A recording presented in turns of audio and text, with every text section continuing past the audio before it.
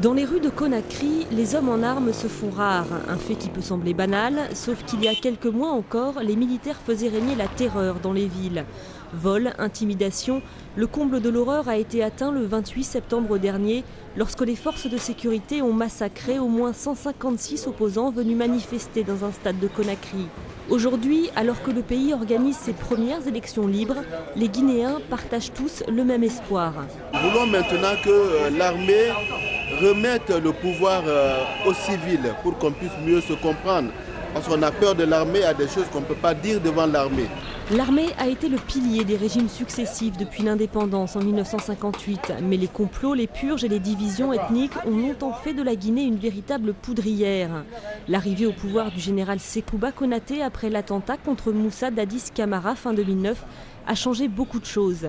Adoubé par la communauté internationale, le général a promis d'organiser un scrutin libre et de remettre le pouvoir aux civils. Chaque militaire est libre de voter pour qui il veut. Il n'y a plus d'intimidation, il n'y a plus de culte de la personnalité. C'est la démocratie, chacun est libre de choisir librement son candidat. Pas de règlement de compte, pas de menace, il n'y a rien.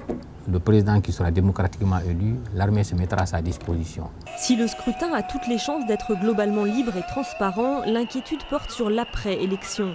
Déjà, des premières heures ont éclaté en fin de campagne entre des groupes de militants surexcités. S'il y a la violence, ça va consacrer le maintien de l'armée au pouvoir et ça va faire le jeu de l'armée. Si l'armée se maintient, nous sommes à la case de départ. Une force spéciale de 16 000 hommes, policiers et gendarmes, a été affectée à la sécurité des élections.